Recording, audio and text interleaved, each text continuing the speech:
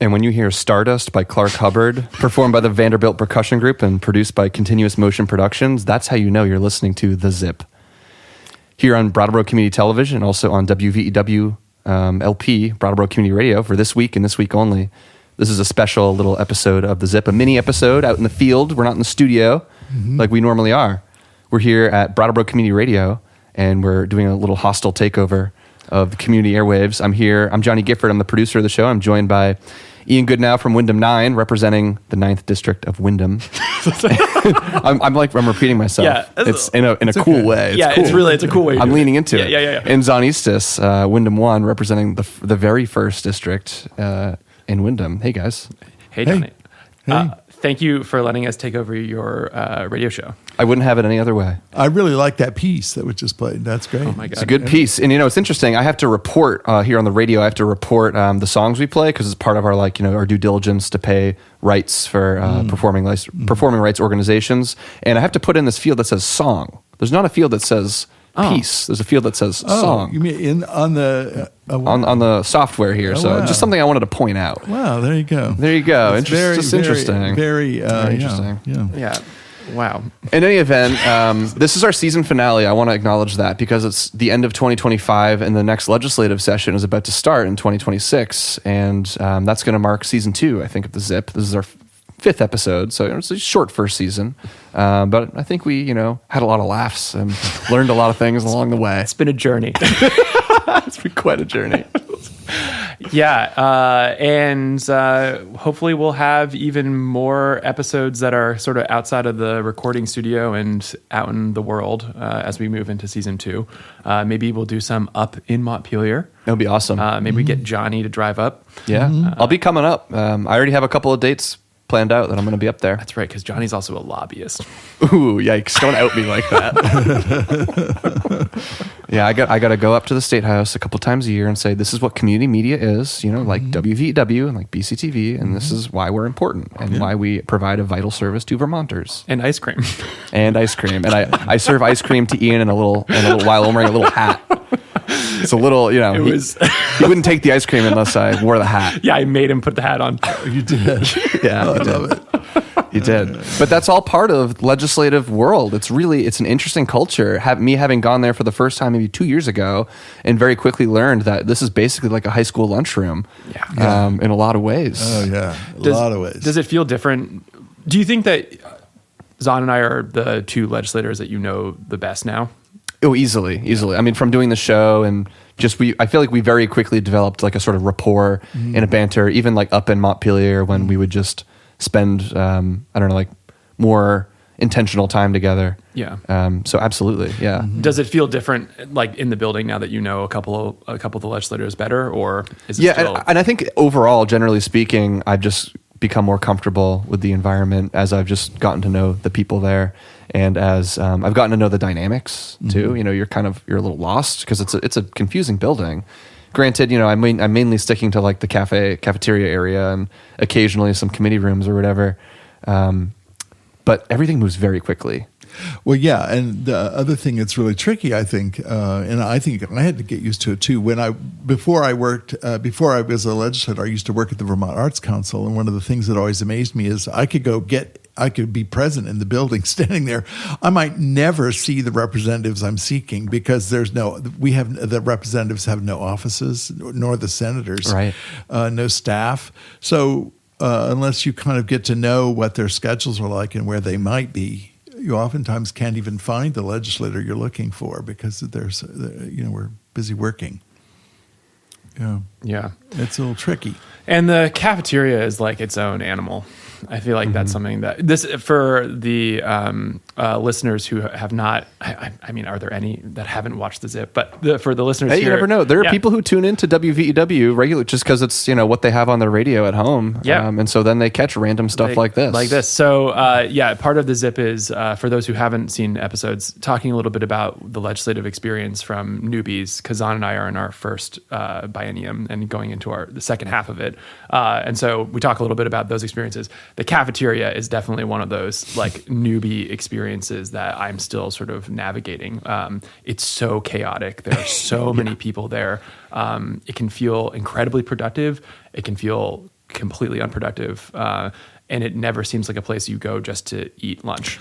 No, it's I feel like, I mean, I'm grateful that as a newbie that I'm not being sought out very much yet by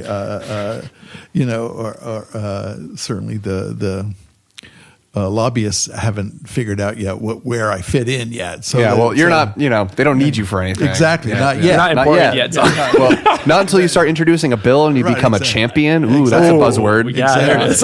Exactly. And so that's going to start happening more and more as we go along. But sure, it is amazing. Yeah, I sometimes walk into the cafeteria area and I realize I'm not going to eat lunch here today. Yeah, well, you're just going to like gab pretty much. No, I'm. Or you mean you're going to eat somewhere else? Leave the building. I see. Yeah, because it's we have time. We get an hour. You can run downtown real quick and get something. Because Zon and I go and eat lunch together out. Sometimes I've seen pictures actually in our intro sequence for the Zip. We have some nice pictures of you guys eating out together. Yeah, it's really nice. Yeah, Montpelier has good restaurants. It does, and good hole in the wall restaurants too. Mm-hmm. It doesn't have to. It's not about sitting down to a fancy meal or anything. Just really some good places. Yeah. So the cafeteria, I mean, that really is such a unique environment. Do you guys feel? And I'm going to ask Ian because you started to talk about how chaotic it is and how that your perception of it has changed. And, what did it look like day one compared to what does it look like now, an average like lunch hour for you, or how you interact with that space? Yeah, I'd say I'll put this on the air. I know Tom Costello is going to be just annoyed with me. I usually don't eat lunch there because I find it's too chaotic for me to actually have nutrition and have a moment to myself. I have found that the lunch hour is one of the only times of the day where I don't have something else happening. And so I'm usually filling it up with phone calls or meeting with people that I've been putting off during the week, either for my other job or more likely for stuff that's happening in the building. So that could look like, bills that are going through committee are often being redrafted multiple times as we're taking it on testimony and learning more about the sort of where the language needs to go. So there's a lot of travel time back and forth between the legislative building and then where legislative council is. So you're going and talking with them and you're meeting and, doing new drafts and stuff like that. So the lunch hour is definitely one of the times that I use to do that kind of work. Yeah. And that's what they tell us as, lobbyists or whatever. They're if you want a one-on-one meeting, schedule lunch with them or do it at 7:30 a.m. before any committees are in session or whatever. Because while you're in session and in committee, there's almost isn't even enough time to go to the bathroom. It's that really packed intense, with stuff. And so that's the other thing. Use the restroom is something I use the lunch hour for. It's important. Yeah. And there are other aside from the things that Ian's talking about, there are organized caucus meetings that happen at lunchtime and organized press conferences or something. And so, to the extent that you want to be learning and taking part in some of these things, there goes every Tuesday or every Thursday is not available. And suddenly the time available for meeting people is just that much smaller. Mm-hmm. Yeah. And I imagine this has sort of been par for the course in the Vermont Statehouse for many years. This is the culture, Yeah. I would have no idea. I mean, sure, but I'm kind of imagining at least we've gotten to this point over years of tradition. Yeah. And maybe the bones haven't really changed, but the amount of work has increased or something, and it lends itself to this really kind of chaotic sort of legislative session where you hardly have time to use the bathroom or get nutrition in you. But how do you manage to strike that balance? Zon, I'm looking at you since Ian did kind of answer that. I'm sort of thinking about my time when I was working at the Vermont Arts Council, which I did for 6 years. And so I was over at the Statehouse a lot. And so just that game of trying to find a time to meet with legislators, and they were always very generous and warm and wanted to meet with you, but then comes the meeting time and suddenly they have to be somewhere else. Yeah. So you have to reschedule. It was just a lot of that kind of thing. Even though as Ian's describing, our days are packed, they're not packed with it's not highly agended, and it's not scheduled out, and things run at very different times than you thought they were going to run, often much longer than you thought. And so, you've said, I'll meet you at 3:30, and you can't. You can't meet that person, so you have to thank God for texting now. I don't think we did that back in the day. I can imagine it must have been a madhouse. Yeah, when it was there just was like no we just like didn't texting. even know what was going on. At least now we can communicate with people and sort of connect and yeah. But I think it's really important. I find it really important to make sure that I'm saving a little time, as Ian described, for myself, because otherwise you can get flooded by the experience, and it's pretty overwhelming. Mm-hmm. So I want to just quickly say that we're about 5 minutes away from the top of the hour, so we're keeping this kind of short. It's a little mini episode, a nice, soft, easy way to ride us out of season 1. But I have one more question. Like, how could this be better? What's some sort of like schedule change or rule in place or whatever it might be that might make that a little easier on you? Is there anything you've thought of, like, man, I wish our schedule was organized such a way where, it wasn't as chaotic as it is now? Oh, like the legislative? Yeah, and the legislator structure in Vermont. Wow. I mean, it's a big question, but you've had a taste of it, and you realize, how incredibly busy you are all the time. And what's something that could change that would make your life easier? I have a spicy answer, but do you have a non-spicy answer? Zon's got the vanilla answer. Yeah. It's a little bit more dynamic, No, I think that, I guess what I'd say quickly is that it's a good question. And I think that one of the things, I think actually the whole schedule is set up to be a little bit off kilter. It's to kind of, we, like on Tuesday, we start in the chamber at 10 o'clock. On Wednesday and Thursday, we meet in the chamber in the afternoon. And then on Friday, we meet again in the morning. But even that changes.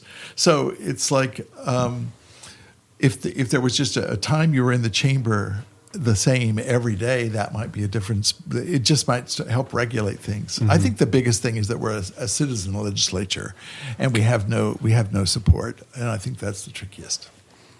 Yeah, I think my answer goes kind of into that. I don't know if it's the right idea, but your point you made earlier, Johnny, that what the legislative experience is now is so different than what it was 20 years ago. It's the scope of the job is expanding, and so I think there should be serious consideration into expanding the length of the session, more moving towards a professional legislator where like people are paid enough so that they can do this as their job. And the legislature tried to do that, and it didn't go through. Yeah. But I feel like, if the roles and responsibilities change, maybe there's a higher likelihood of that going through. And I think there are really good arguments for keeping it the way it is too. Sure. It's really beautiful in some ways, but I think that the balance is shifting, and there's got to be ways to sort of keep this sustainable. I don't know if it's moving fully in that direction, but definitely considering, because one of the things that it keeps is it keeps people who are not in a place in their lives where they can kind of do this comfortably because they're retired or they're independently wealthy or lots of different reasons. It can be really difficult to do this job if you're not in one of those places, and so that keeps a lot of voices out of the building. Yeah, it creates a certain kind of voice that tends to be a legislator in Vermont. Right. Yeah. And that's been the argument, but then like a lot of people hear, what, they're going to vote to pay themselves more? Ridiculous. Yeah. And I understand that perspective too. Sure. Yeah. But it's just not an easy answer. And the citizen legislator is a really beautiful thing, right? And I think there's a lot to be proud of to have our government run that way. Yeah. Exactly. It's a lot to chew on, and I think a lot of people don't realize sort of how that is structured and the implications of having a civilian kind of citizen legislature, you call it? Citizen legislature. I don't think people understand that. Yeah. So this is a sort of miniature episode of The Zip here on simulcasting live on WVEW LP, Brattleboro 107.7 FM, Brattleboro's community radio station. This has been The Zip. I'm Johnny Gifford, the producer. I've been with Ian Goodnow and Zon Eastis, two reps from Windham County. A quarter zip? Quarter zip. I don't know. I guess so. Sure. That was good. Our opening and closing piece was Stardust by Clark Hubbard, performed by the Vanderbilt Percussion Group and produced by Continuous Motion Productions. Again, I've been Johnny Gifford, and thanks for tuning in. We'll see you in the new year with season 2 of The Zip. Take care.